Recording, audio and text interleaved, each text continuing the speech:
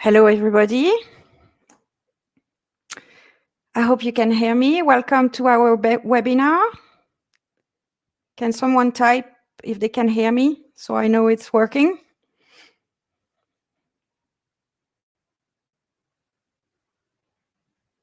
It says I'm live.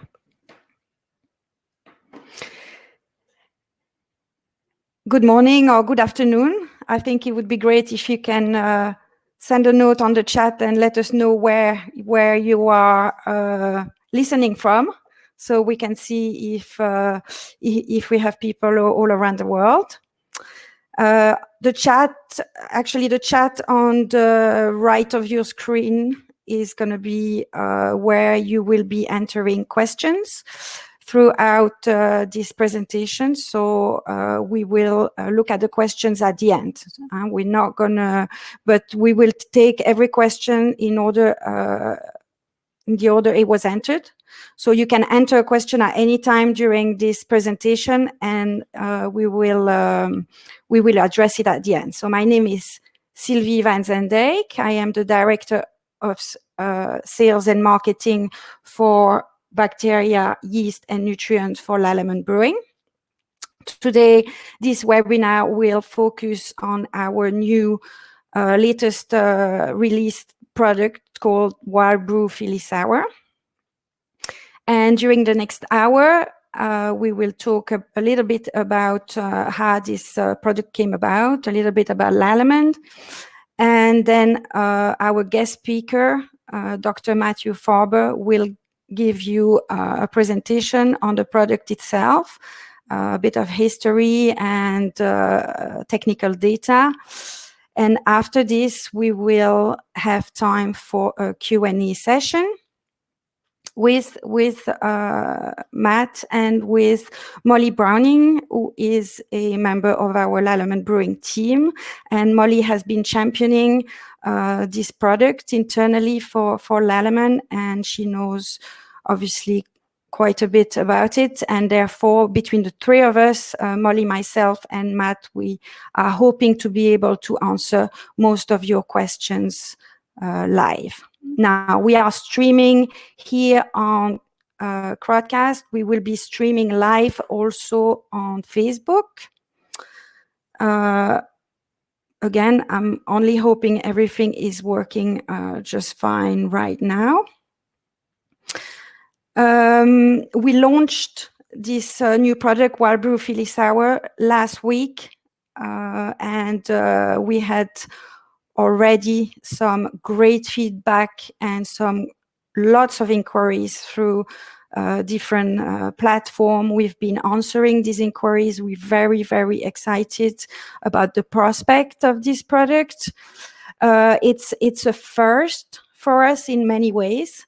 First of all, it's the first non-Saccharomyces yeast that we put on the market. We have a portfolio that I will show you in a minute that has many Saccharomyces yeast on it, and Saccharomyces yeast are known to be very good performers in fermentation, and non-Saccharomyces offer a whole different world of possibilities. They are typically very unique in terms of organoleptic characteristics, and that's you will see this in the presentation from Dr. Farber. So it's a first non-Saccharomyces. It's also a unique species. This is not something that's currently on the market. There is so much more to know about this yeast.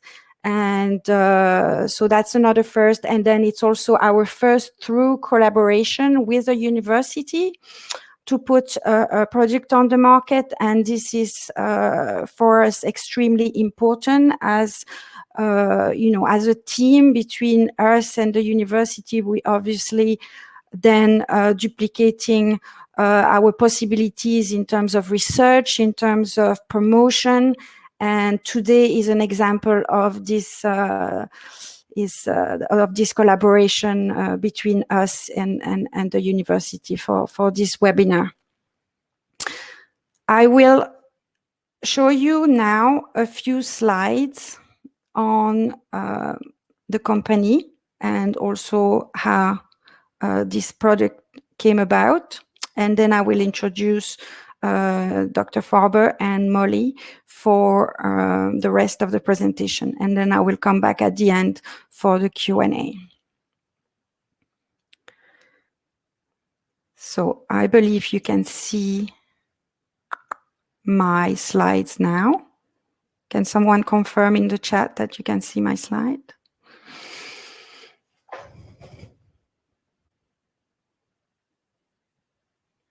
Maybe there's a delay with the slide. Okay. So, yeah, you can see. Perfect.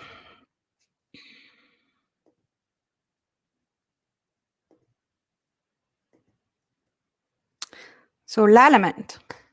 Lallemand is a Canadian company based in Montreal, Canada. It's a private company, family owned in its third generation. It was founded at the end of the 19th century and started with the production of baking yeast.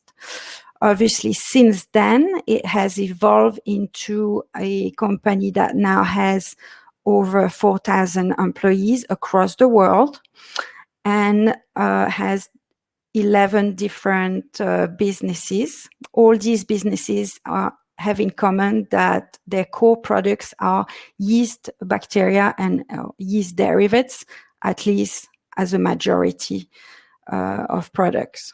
And brewing is one of those businesses, the one we're going to focus on today.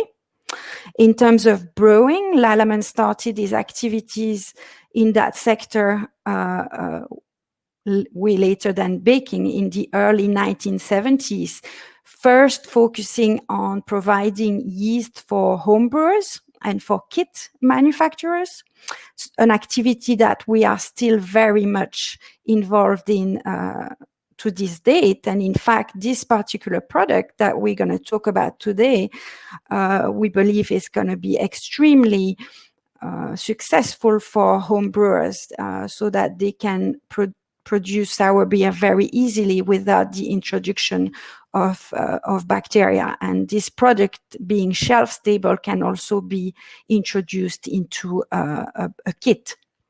So then after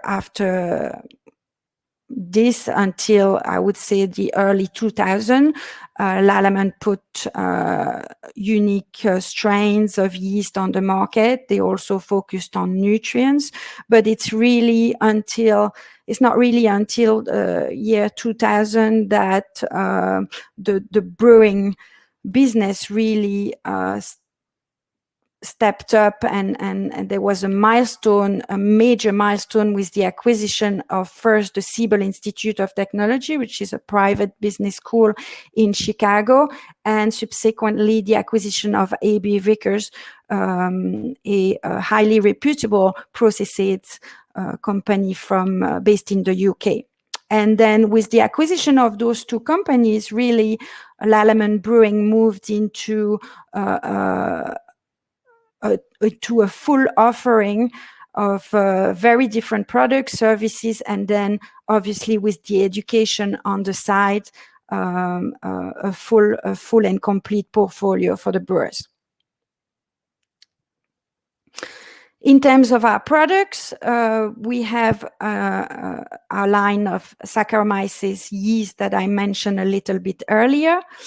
We actually have a few more strains available than here on the picture.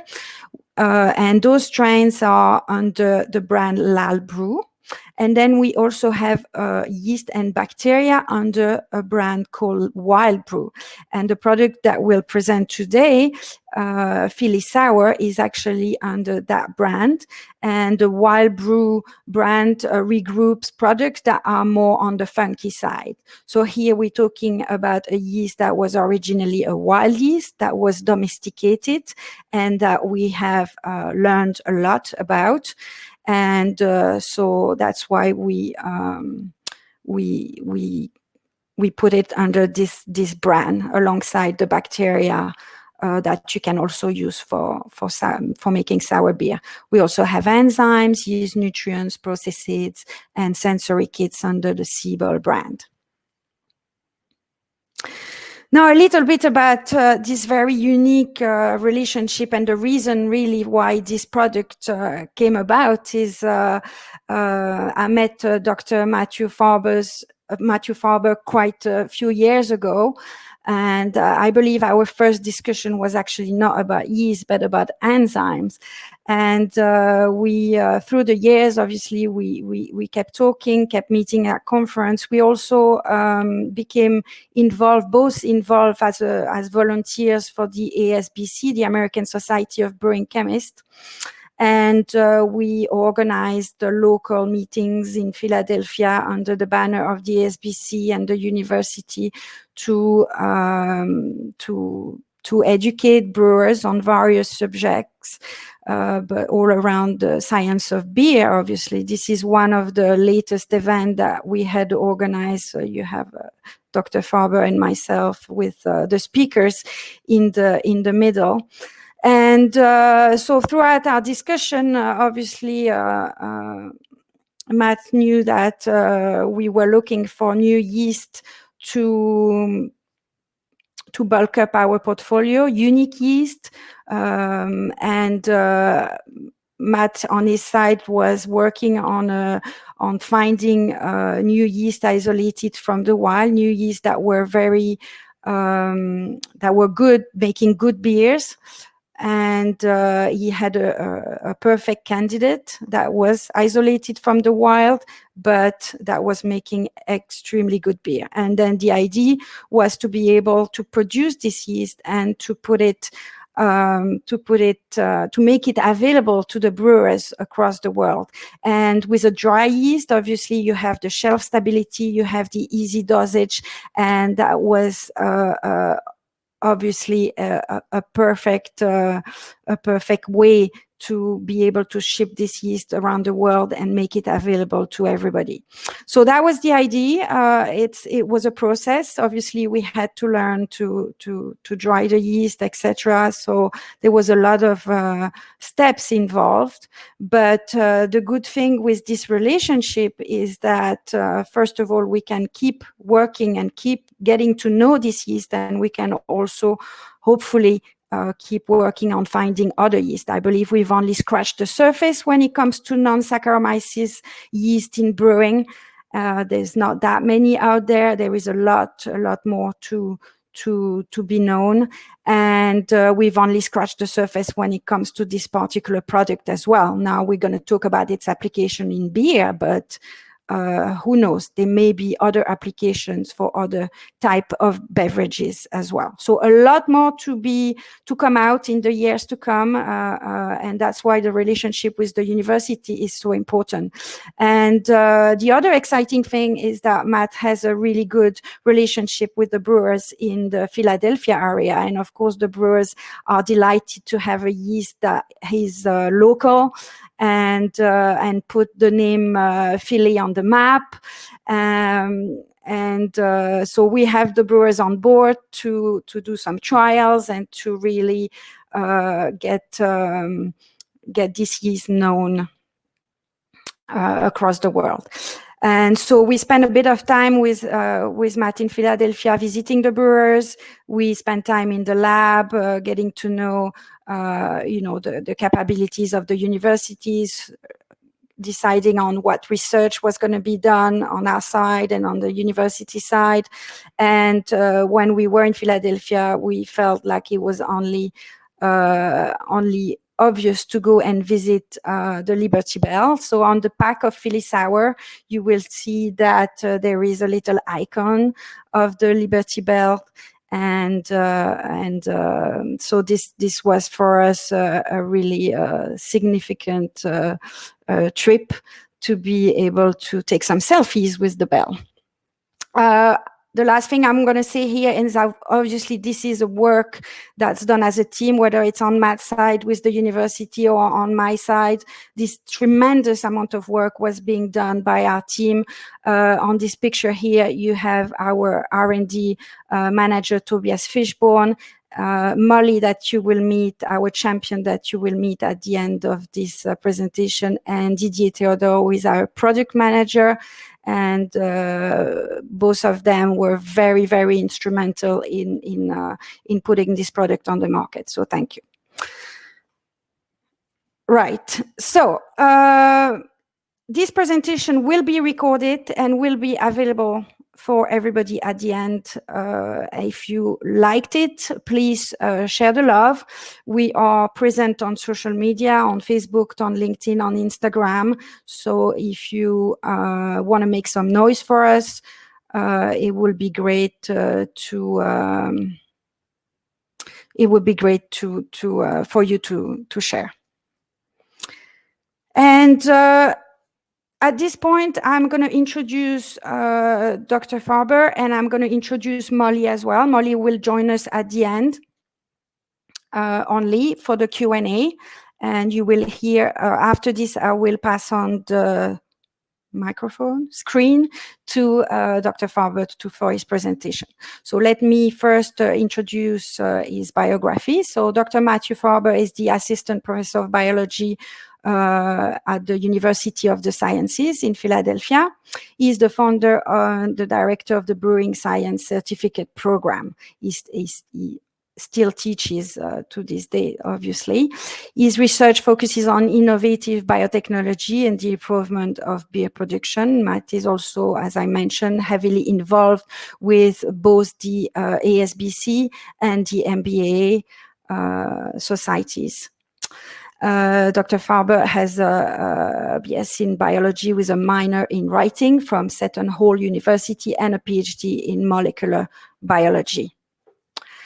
Let me move to Molly. Molly is our Lallemand Brewing East Coast technical sales manager. So she is obviously looking after the brewers of Philadelphia as well. And as I mentioned, she's been championing the this project internally, linking with the team, making sure trials are done, etc.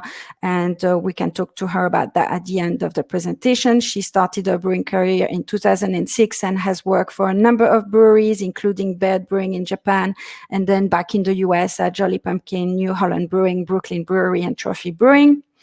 She joined us in 2018. She's based in Raleigh, and Molly has a master in brewing and distilling from Heriot-Watt University. Okay, so that's enough for me. I'm gonna go down and take my presentation down. And Matthew, the floor is yours. Thank you very much for the kind introduction, Sylvie. And now I will share my screen.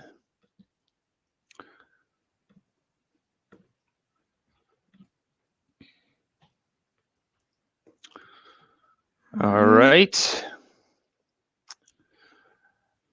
So I think, can everyone see my presentation now? We can. Great. I go now. Is it big now?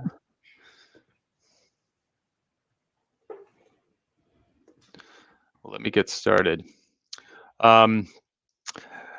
Thank you all very much for coming.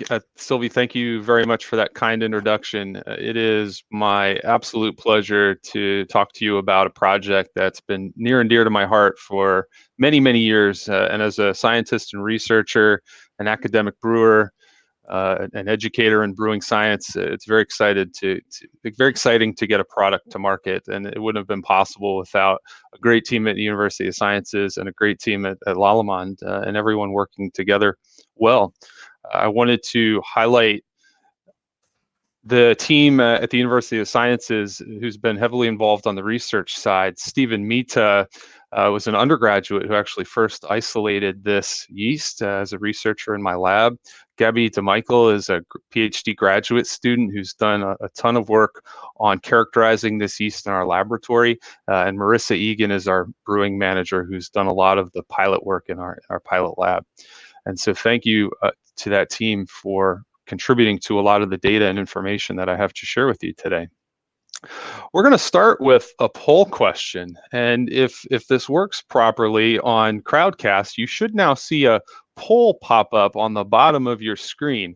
And I always like to get a little bit of a feel for who is in the audience and what we're here for. And so if you could answer this question to the best of your ability by clicking on that poll button and then clicking on the right answer, which of the following best describes your interest in Philly Sour? Are you a commercial brewer interested in sour beer? Are you a home brewer interested in sour beer? Are you a beer enthusiast or other professional interested in new discovery or trends? Or are you my mother, brother, or friend who is just here to support me? Thank you very much for coming. Do we see the polls?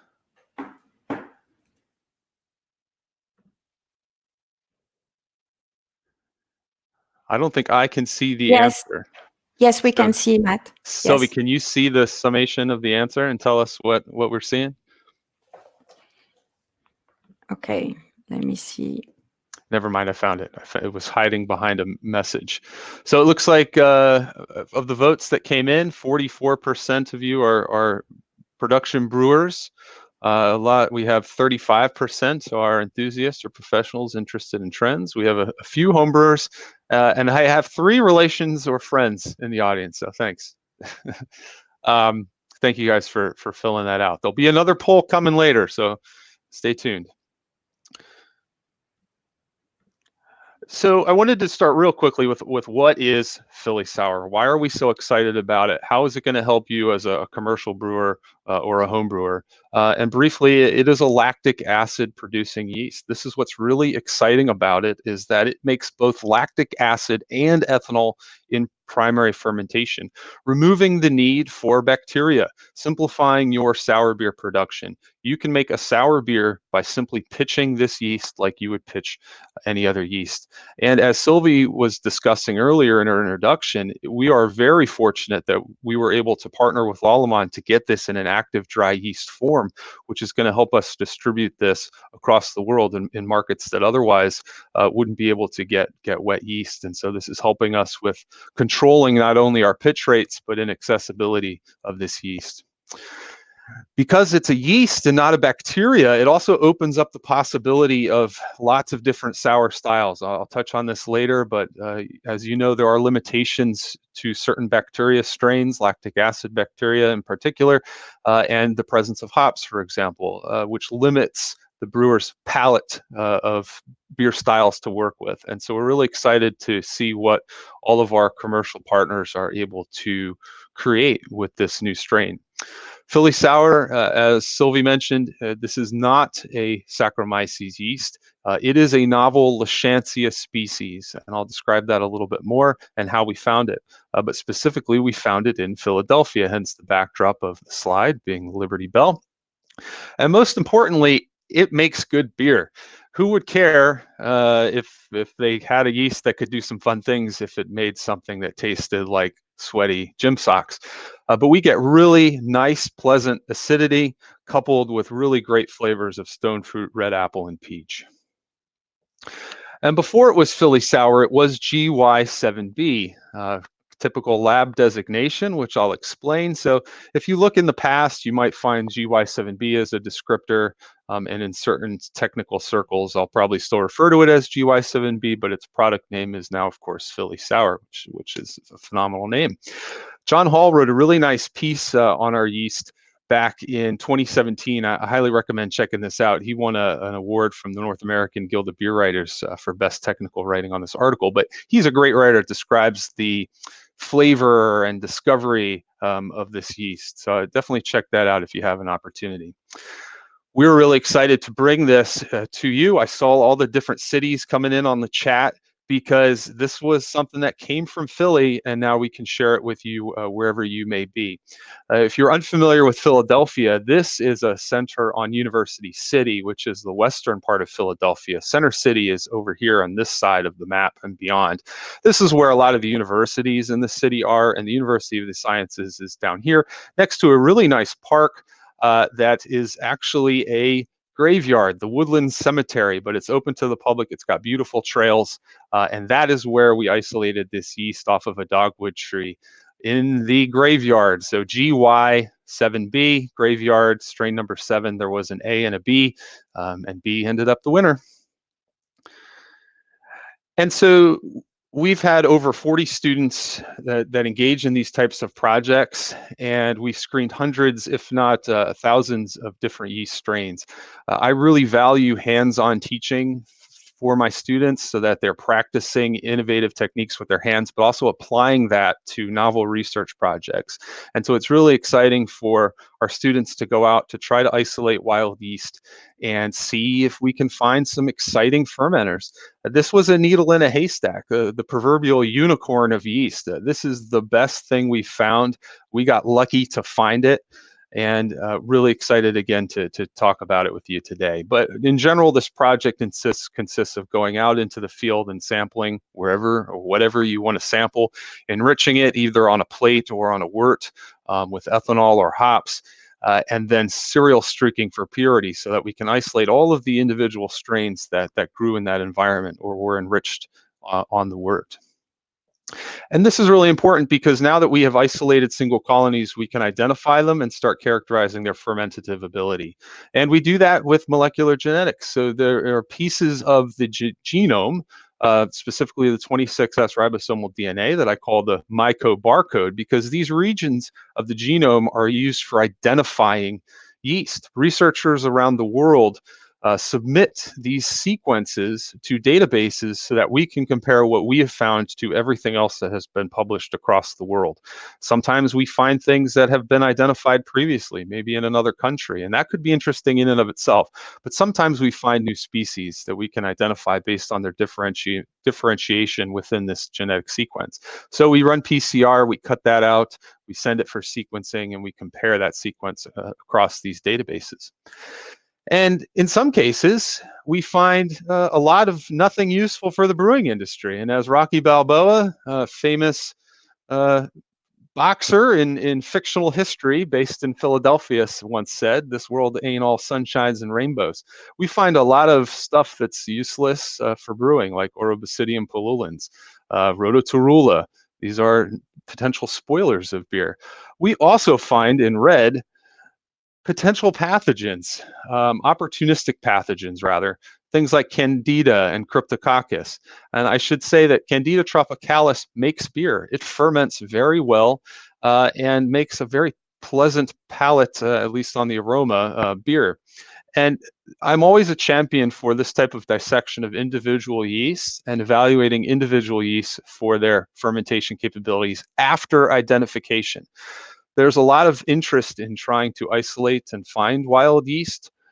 That's fantastic. I encourage it and promote it, but I think it needs to be done responsibly. We don't want to isolate something like Candida tropicalis, make a beer with that, and let it out into the commercial world. And so this approach of trying to identify what the yeasts are and then characterizing its fermentability, I think, is a great approach to new yeast discovery. And this is exactly how we found Philly Sour. Philly Sour, as I mentioned, is a novel Lachancea species. It is most closely related to Lachancea thermotolerans. There is some evidence in other places that Lachancea thermotolerans is a lactic acid yeast. We believe that Philly Sour is a novel Lachancea species based on the DNA sequences I was describing, and differences in colony and cellular morphology, their ability to use different sugars and carbohydrates, and differences in fermentation traits. And so this designation for now is what we use to describe a species generically. This will have a genus being Lachancea and a new species name soon. And so before I get into the fermentation characteristics of Philly Sour, I want to pause for another poll. And this, in this case, is just a real quick trivia break. And so which of the following is a well-known drink order at many Philadelphia bars? And I know I have some students in here, so you are from Philadelphia, may know the answer. So don't cheat and look at the answer first. But which of the following is a well-known drink order at many Philadelphia bars? The Citywide Special, the Broad Street Bully, the Founding Father, the Bell Ringer, or the Farber Float? Go ahead on the bottom again, click that poll, then click what you think is the right answer.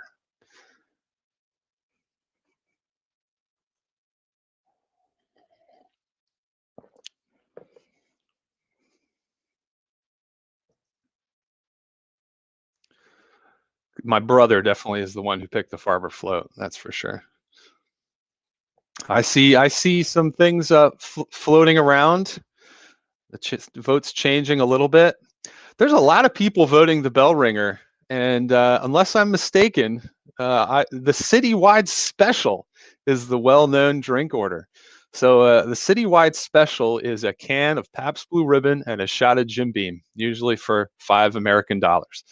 And maybe Philly Sour can become its own style eventually. For now, I know the bell ringer is a double IPA from 2SP, which is in the Philadelphia suburbs.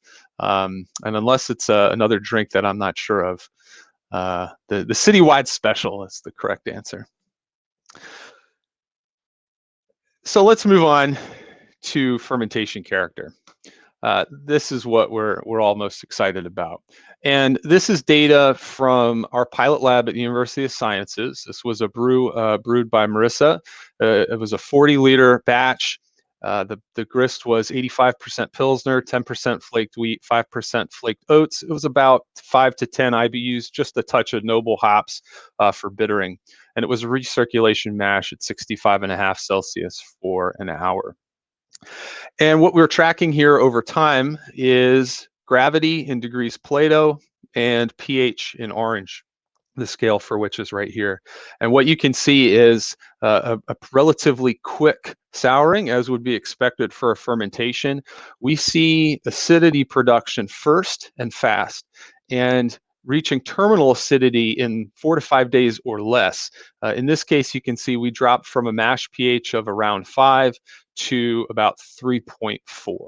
And you can see that the drop in gravity was a little bit slower, and we end up seeing most fermentations finish in about 10 days. We sometimes see this biphasic fermentation, which we're not entirely sure what the biological nature is of that yet, but we see Philly Sour utilizing simple sugars early to produce acid, and then a switch in alcohol production and a further drop in fermentation. So the best we can describe this biphasic curve is that first initial consumption of simple sugars for acid production, and then a switch to the remaining maltose and maltotriose and use for alcohol production. And these are trends that we have confirmed both between my lab at University of Sciences and in the Lallemand R&D team. And we've confirmed that this acid being produced is mostly lactic acid, confirmed both by a lab at Mascoma, which is affiliated with Lallemand, and through work with John Edwards at Process NMR Associates. We've confirmed that the majority of acid produced is lactic acid, ranging in 2.5 to 4 grams per liter.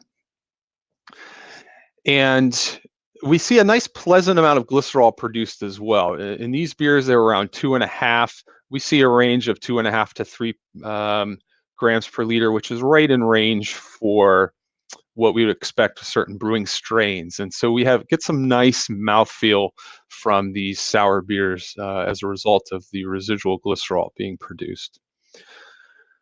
And a really important note when working with Philly Sour is that the souring potential is influenced by pitch rate. Under pitching, you don't get as much sour. Over pitching, you don't get as much sour. There's a sweet spot right in the middle that is going to give you the most lactic acid produced. With our active dry yeast, that range is around 1 to 1.5 grams per liter. And this is some data from Tobias and the R&D team at Lallemand, illustrating that concept, ranging from 0.1 grams per liter to 2.5 grams per liter. And you can see a little bell curve, pun intended, where we have most acid being produced in that 1 to 1.5 range. And again, we've confirmed this as well at the University of Sciences. Now, this is slightly different than from how you would handle wet yeast. And if you ever did want to try to repitch this yeast, we're not recommending it for repitch because of the stresses of sourness and the difficulty in then controlling the pitch rate. But if you wanted to try, you want to make sure, again, that you're in that right pitch range. And so from a wet lab standpoint, or a wet yeast standpoint, we're looking at about 1 million cells per mil per degree Plato, just like you would pitch an ale yeast. That also seems to be the right concentration or pitch rate for souring potential for Philly sour.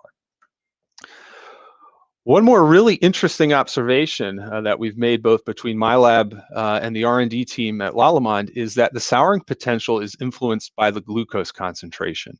In this experiment, Toby and his team took a 12-degree Plato dry malt extract wort or added 2% glucose. And so you can see the change in original gravity based on the addition of sugar. And again, we see that biphasic fermentation curve completed by about 10 days. And if we look at pH, what we can see is, again, a quick pH drop completed by day 4. But what we see is a sharper pH drop from the glucose addition down to about 3.3. And we've confirmed this, I don't have the numbers in this presentation, but we've confirmed this with titratable acidity as well. Further, what's really interesting is we see some subtle differences in flavor from this yeast as well. An all malt wort tends to give a little bit more red apple flavors, almost cider-like. With increasing glucose concentration, we start to pull out flavors like stone fruit, peach, and melon. And so as brewers, anything you can do to increase the glucose concentration of your wort could potentially increase the souring potential of Philly sour. You could add straight glucose or dextrose. You could add fruit puree. You could change your mash parameters to promote a more fermentable wort. And so we're really excited to continue to hear of processes and styles that brewers are experimenting with. So to really quick recap and summarize the fermentation properties of Philly sour, this is a yeast that creates a sour beer in a primary fermentation. It is an active dry yeast and should be rehydrated and pitched as such. We see lactic acid production first and fast within 4 to 5 days. Ethanol is produced second with final attenuation by day 10. So it is a slower fermenter. Now, it's certainly no Kvike, and it's a little slower than our ale yeast, but that's to be expected. It is a wild strain, and brewers' yeast have been selected for years and years and years for their ability to ferment fast. And so this is slightly slower.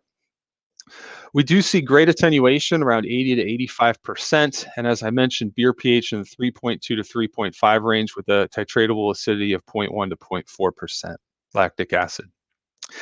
One thing I didn't mention earlier is that we like to ferment this a little on the warm side. So the recommended range is 22 to 25 Celsius or 68 to 77 Fahrenheit.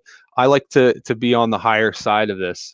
We tend to see faster fermentation, more efficient acid production at these warmer temperatures. And so some of our commercial partners have been experimenting with free-rise fermentation. And so I'm looking forward to sharing those results with you later. Not today, because I don't have them. And just a reminder, the optimal pitch rate is 1 to 1.5 grams per liter. And anything you can do to increase glucose concentration can improve souring potential. Some miscellaneous attributes of Philly sour that we're excited about. It has a strong flocculation character. This is a cellular picture of Philly sour compared to the Lachancea thermotolerance type strain. And at equal concentrations, you can see how the yeast has settled nicely in this tube, clarifying the media, whereas it's still resuspended in this media. We also have some evidence of some really great clarifying potential for this yeast that I'm very eager to continue to work with commercial brewers to hear how what could be normally turbid beers are dropping relatively clear and quickly, especially after cold conditioning. I do have a flask of some yeast here to characterize the fermentation character, but I'm on a tiny screen. So if someone reminds me, if I forget once I'm in big version again, I'll try to show you what happens and how this yeast flocculates. But it's a really interesting and novel mechanism.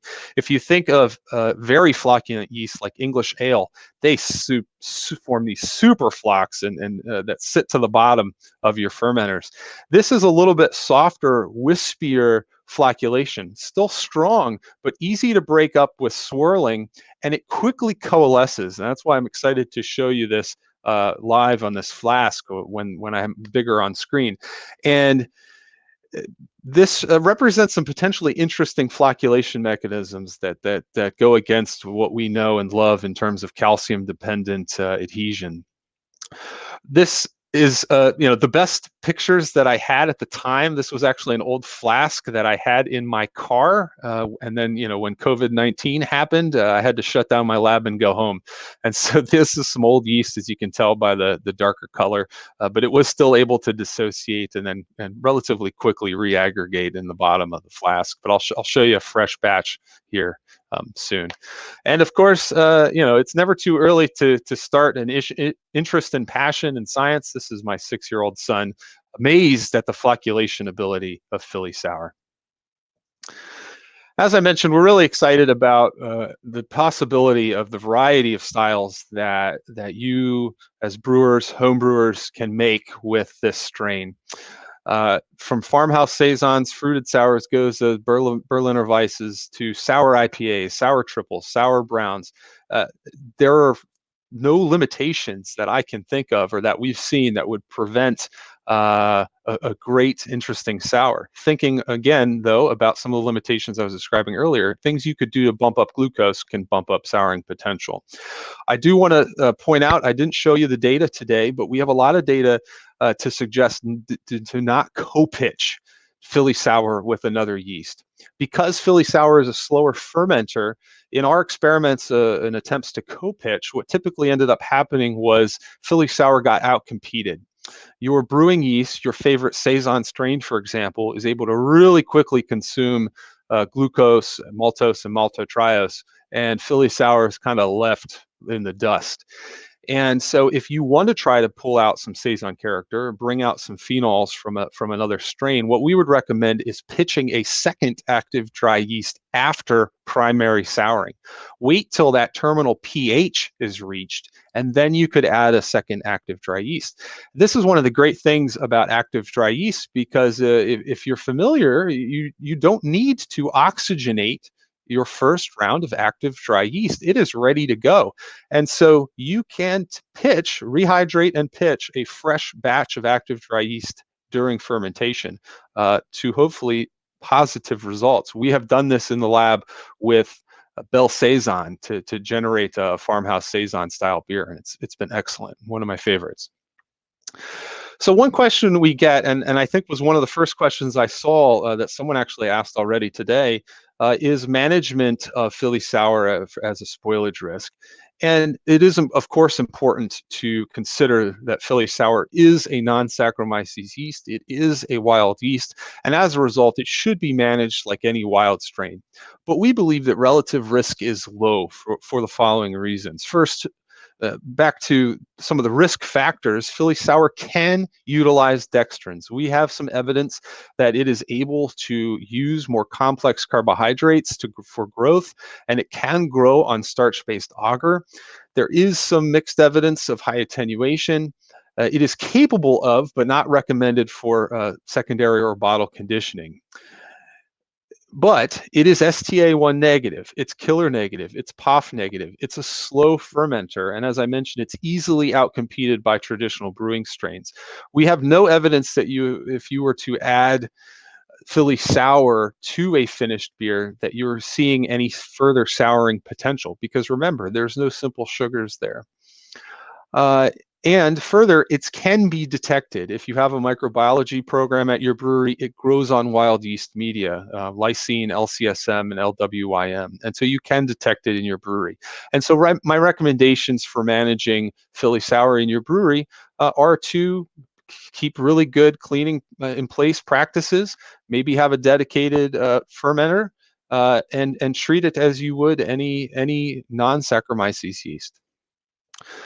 Lallemand has some great documentation that we've worked together to help develop, from technical data sheets to a specification sheet to a slide deck with more data and information. There's more things that we don't have time to talk about today, to an example recipe, a simple recipe that highlights the flavor characteristics of this yeast that was developed by Marissa on our pilot system. And with that, I want to thank you very much for your time. Thank you again for the team at Lallemand for all of your help and collaboration and partnership. It's been fantastic to work with each and every one of you, and I'm looking forward to sharing this yeast with you, hearing how it's working for you, and giving you a new tool to make an exciting new sour beer. Thank you for your time. I'm going to turn the presentation over now to Molly, closing my presentation, and then I will jump back in for the Q&A.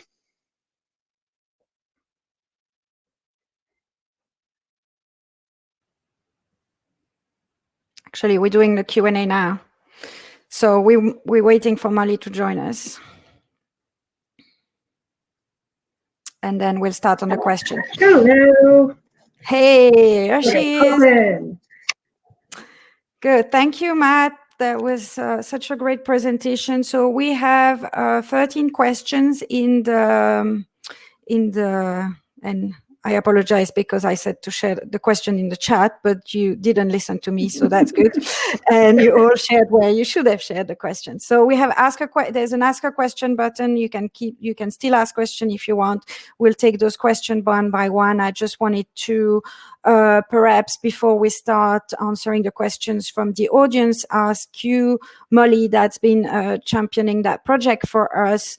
Obviously, seeing this right from the beginning all the way now to having a product, how can the brewers access this product? Is it available to purchase? It is available. It's very exciting. I have a brick here. Yay!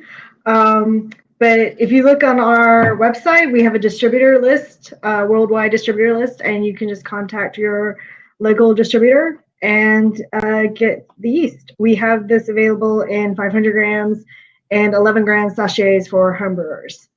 So, and for technical questions? For technical questions, yep. So the best email, you can contact myself, and then I can give you information or put you in touch with your local technical sales rep as well. So. Sounds good. Okay. So let's look at the question. All the questions. Okay. What do the votes? That means those are popular questions? Okay. So the first question is, are there any concerns about this yeast not completely being removed with standard cleaning and sanitization procedure, leading to contaminated future batches? So perhaps, Molly, you can answer that one, because we produced on our technical data sheet, we have recommendation regarding cleaning. So what is it that we are suggesting in terms of cleaning with this strain? Yeah. So back to what Matt said about it being a slow fermenter, this kind of helps you in terms of isolating the yeast, but it is a yeast. It will kill like a yeast. So just your best practices, your best cleaning and sanitation practices that you normally use. It is a wild yeast, so similar if you bring in like a strain of Brettanomyces into your brewery, and how you would be cautious with that is something to be aware of, but also just to know that your best cleaning and sanitation practices will. Yeah. Any other comments on that, Matt? I'm sorry, Sylvie? Any other comments on cleaning? We have evidence that it does not sporulate. We have not seen it form any kind of biofilm.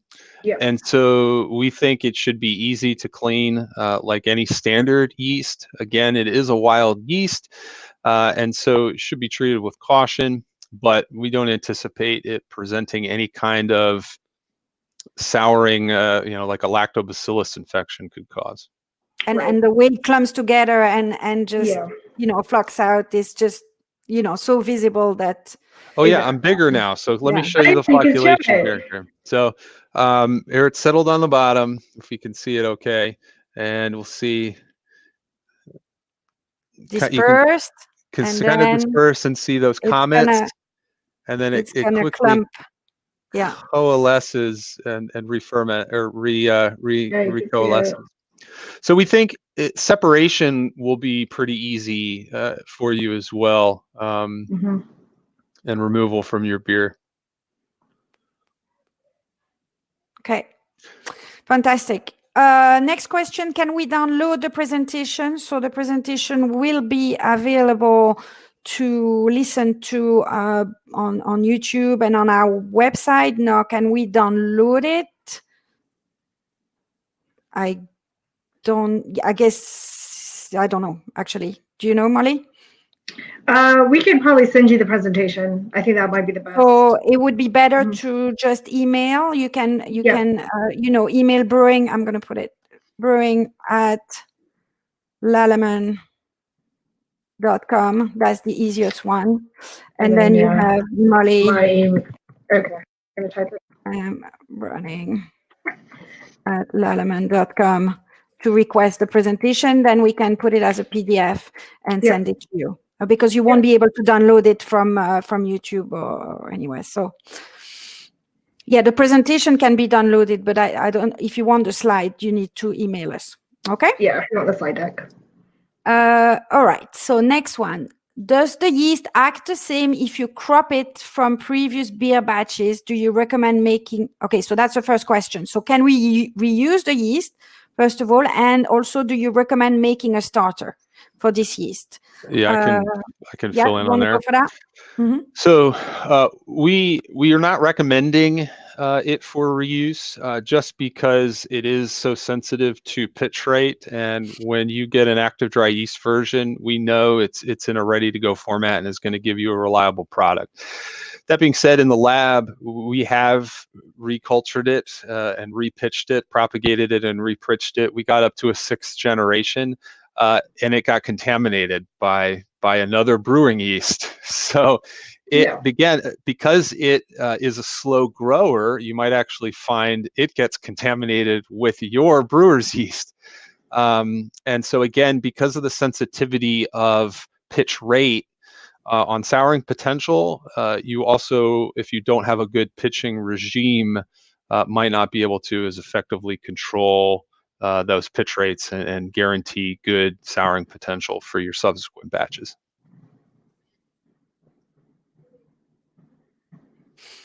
Okay, then we have, can you co-culture with this yeast? That's the first question. And does it secrete a killer toxin? So can you co-culture? Maybe that's something, Matt, you have experience with? Yeah, I was mentioning this a little bit in the presentation. In theory, you can cold culture it, but again, it gets outcompeted by other strains. And so it is not producing killer toxins. And I recommend subsequent or serial fermentations rather than co-fermentations if you wanted to experiment with other strains. It might be also another really interesting approach to get some acid production with Philly Sour and then finish it with a Kvike. It's not something we've gotten to try yet in our labs, but sounds like you could make a really great sour beer really quickly. Okay. Maybe this one for Molly. How about hop tolerance? So this may be worth highlighting the difference between yeast and bacteria, obviously. Yeah. So the strain is hop tolerant, so you can hop it to however many IBUs. Some strains of Lachancea, they are hop sensitive, so when you add hops, of course, you essentially kill any of the acid production. With this yeast strain, with Philly Sour, you don't have that. So you potentially can hop in the kettle or allow for like a massive dry hop. I have a technical nerdy stat to throw out with that, and John Paul May from Hopsteiner has shown some data with really excessive dry hopping. So your New England IPA styles, you can start driving the pH of your beer up, and so if you were to try to make a super dry hopped New England IPA that you want to sour with this yeast, it's not that you won't get acid production, it's that whatever that mechanism is of driving the pH up with your excessive hopping could mask or obscure the acid production. So there's certainly no issue with hop tolerance that we've seen, but the effect of hops on pH could be an issue. Okay, thank you. The next question is from Yannick Vervoort. This yeast is not on the QPS list. Can you guarantee that the strain does not harm consumers?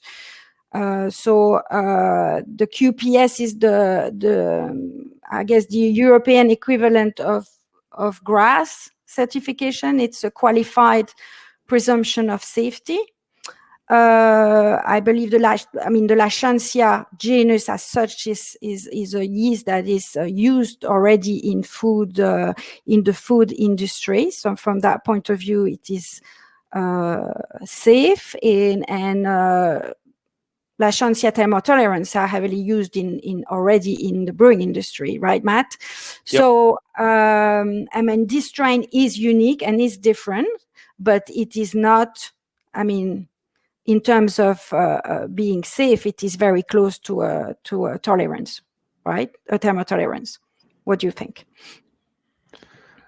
I agree. Though there will be a self-GRAS if it's not already in place. We've been brewing with it and drinking it for 5 years. There's a lot of the concerns with biogenic amines has to do with lactic acid bacteria. We don't suspect that's the case here. So again, with Lachancea thermotolerans having GRAS status, we are in agreement with that. Okay. Perfect. All right. So here, the next question. Do Lallemand have any published data on the amount of glycerol production for their other beer strain? Is there a correlation? Okay, that's one question, I think. And then is there a correlation with the glucose content of the source wort for the Philly strain? Okay, two different questions. First of all, published data on glycerol.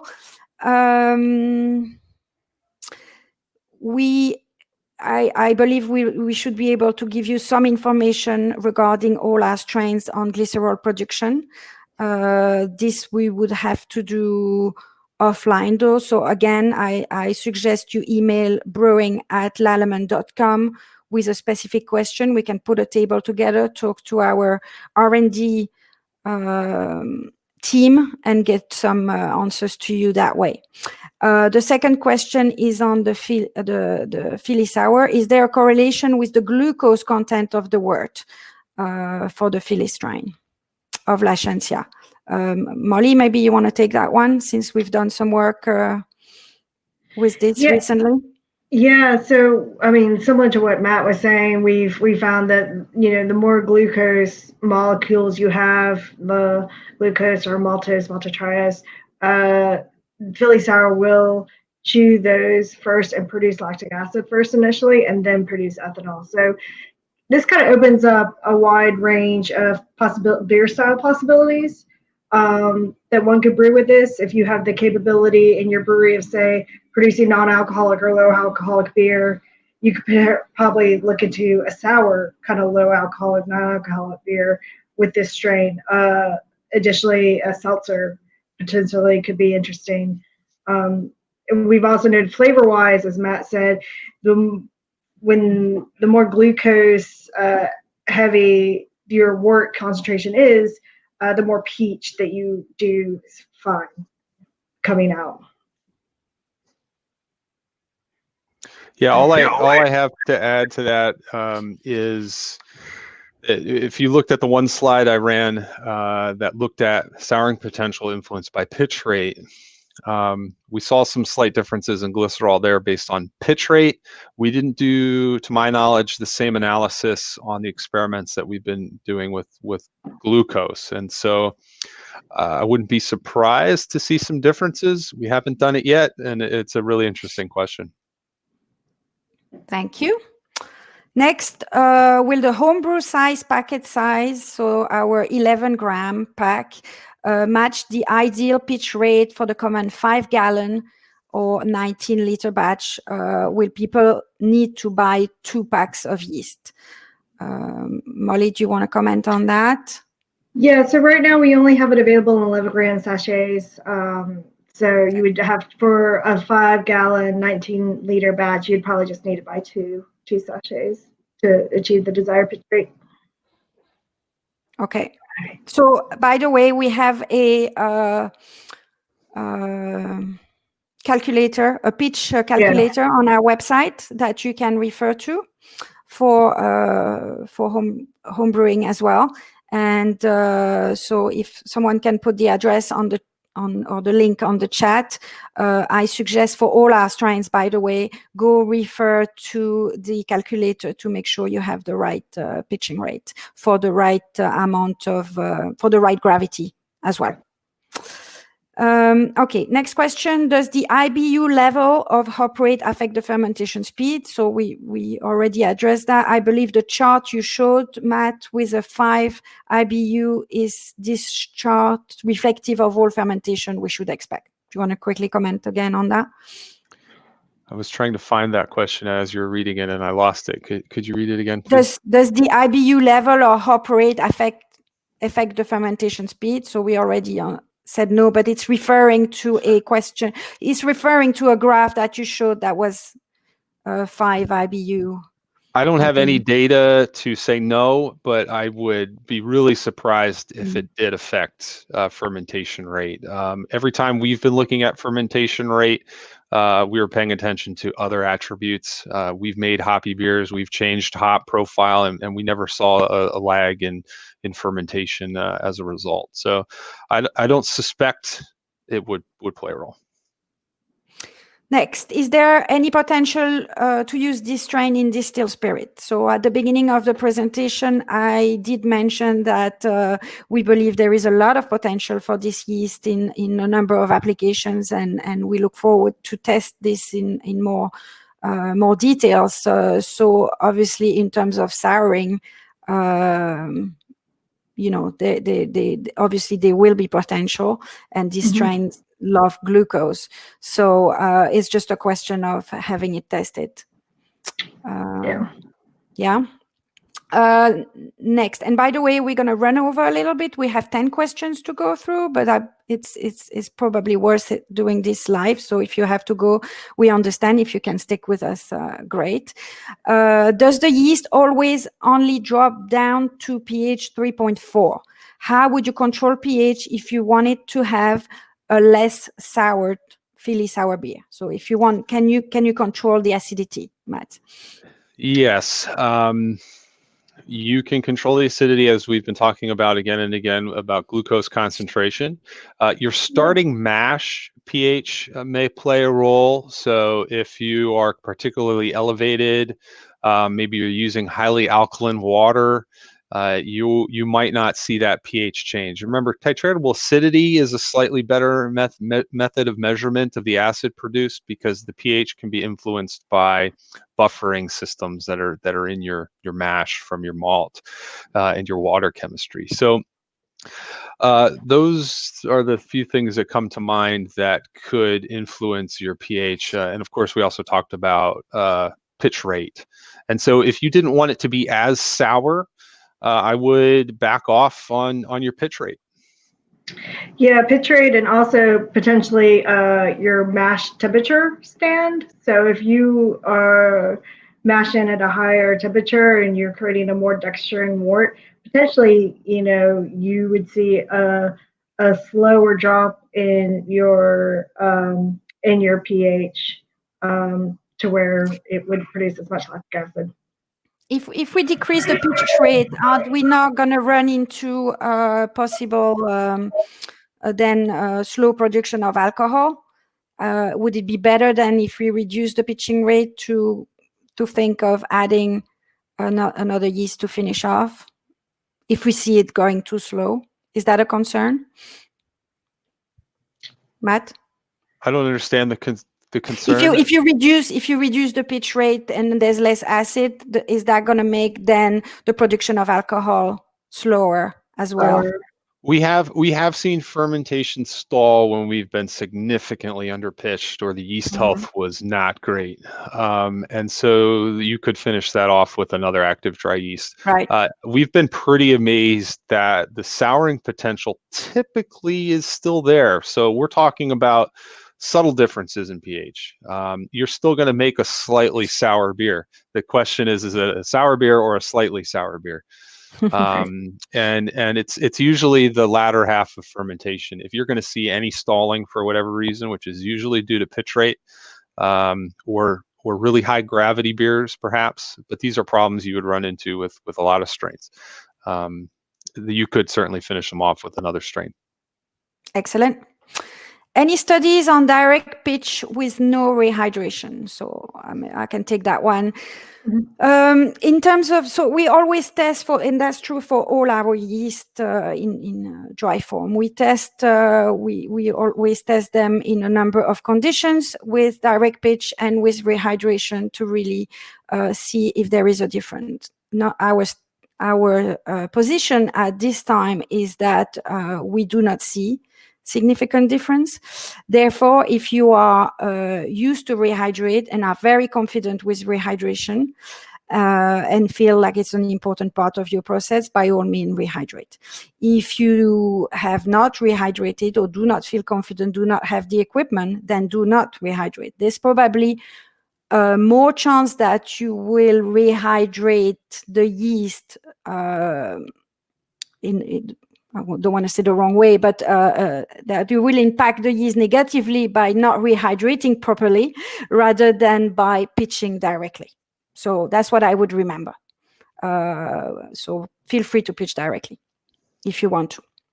Any idea of cost of commercial pitch is 500 gram bricks. So for this, you will have obviously to contact your distributor for the distributor to give you the price. So depending on the country where you are, we have a list. I think the link was posted earlier, and you can and you can look at your country and the distributor, and then please contact the distributor directly to get an idea of the price. Next question. Sorry if this was already covered. Can you make a starter of this for larger batches? Who wants to take it? Yeah, I mean, I think you can. You could do, if you have the capability in your brew house, or if you brew into multi-batch fermenters, to split up the batch and almost kind of like propagate it. I think that's one of the safest and cleanest ways to propagate a yeast, if you have the ability to do that. So you would essentially just pitch it once into that first batch. If you have like a 20 barrel brew house and 40 barrel fermenters, so just pitch your 20 barrels of wort in with the correct pitch rate, and then just brew on top of that. I would say you would probably want to do this right at the start of the growth phase, so when the yeast is really getting active, so you don't see that the yeast really start to lag later on. So you kind of want to do it within like 12 hours of the first pitch. Okay. Matt, do you have anything to add? Yeah, I mean, we've propagated our liquid yeast a lot in our lab, because we, for a long time, didn't have access to the active dry form. And so we used to propagate it all the time, shaking, stir bar. It grows a little more slowly than your ale yeast. And so expect a little more time to step it up if you need to step it up. But again, pay attention to counting and accurate pitching. Thank you. From Sam, many thanks. Our IPA coming right up. Yummy. Any implication for head retention? Head retention, THP, we already commented on. Other issue that we can mention, have noticed something they need to pay attention to. Matt, perhaps? Yeah, head retention. We'll start there. I am desperate for some lab data, and if Gabby's still on the line, this was something she was working on that we never got the data finished for. Anecdotally, we see great head retention in beers made with Philly Sour. I don't have that data quite yet to show you the scientific side of that, but we are excited with the possibility of getting a good foam on a sour beer made with Philly Sour. There's Gabby. Sorry to call you out, Gabby. If we look at THP, I can't say that I've pulled it out of any of our brews, but knowing how THP is formed with acid and certain amino acids, and then the mechanism of catalyzing that formation is still relatively unknown. Heat being one, and it's my understanding that's why kettle souring can get you more of that flavor, and there are also other microbes that can produce that off flavor. I can't say I've perceived it in our fermentations, but amino acids and acid can come together to form that flavor. So is it possible? Perhaps. I have not found it strongly in Philly sour beers. Yeah, we're also working with some commercial partners, and we will have commercial data coming out the next couple of weeks. So we're really excited about that. But to continue with what Matt was saying, like when we tasted what they brewed at the university, I didn't taste any THP, and the head retention was really good. Even considering some of these beers had a little bit of age on them. I mean, the sensory, in my opinion, was still great. That's a good point. I forgot too. We and I didn't cover this in my presentation. We had tasted some beers that were a year old, and they were still quite nice. Yeah. They're also like very interesting. I mean, the sour IPA I keep coming back to that you guys made was terrific, or not sour IPA, sorry, sour triple. And I think when I tell people that, oh, you could use this yeast strain to make a triple, everybody's like, what? And it makes a great, it was very well balanced, very drinkable. It was one of the best beers I've ever had. So I'm really excited to see what else can be done with this strain.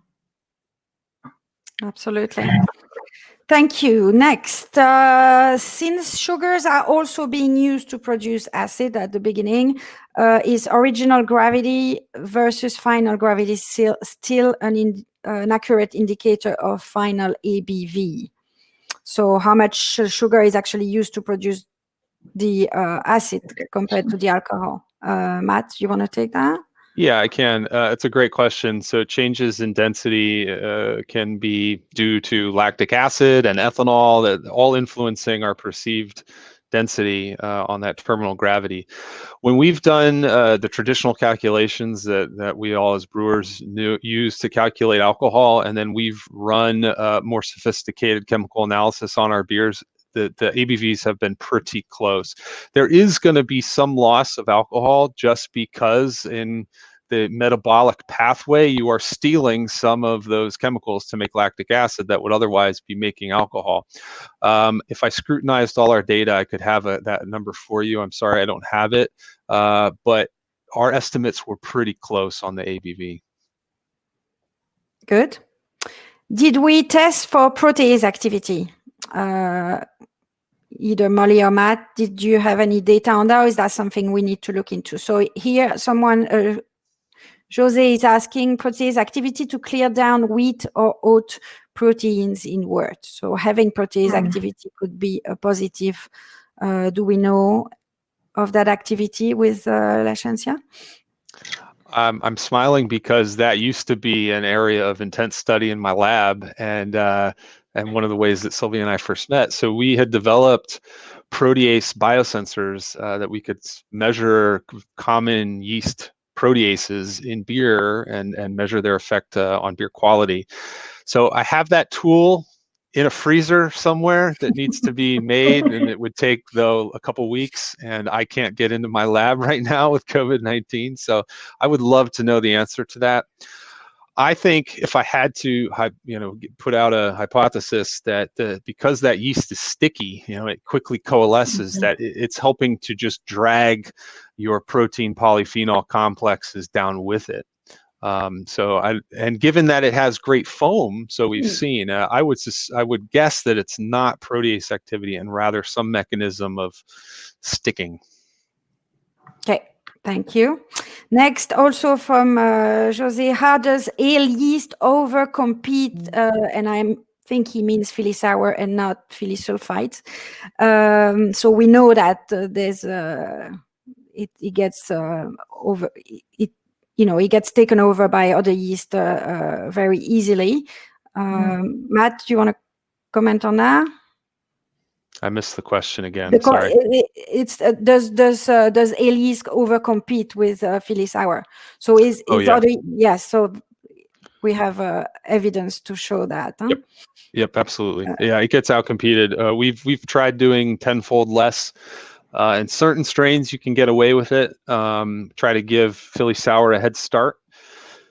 But we were never really super pleased with the results, and so I would suggest a subsequent pitch later. So again, wait until that acid is produced 4 to 5 days, and then pitch an ale yeast. And Molly, we have done some tests with our Nottingham yeast, which is a workhorse, and we know by all means this yeast takes over very quickly. But with other yeasts that are a little bit slower, like slower lag phase, like New England or BRY 97, we're getting better results, right? Yeah. But to Matt's point, again, it would be something where you'd probably want to add the yeast later on to give the Philly sour a chance to actually ferment out as well. Any concerns with off flavors during pasteurization? Would normal pasteurization kill the organism? First of all, I guess, from Rich Michael. So normal pasteurization, yes. Yeah. Have we noticed any off flavor? My lab has not looked into that. Yeah, we haven't really looked into it. So it's something we can look into. Do we have any of the breweries enlisted for trials, Molly, that will pasteurize?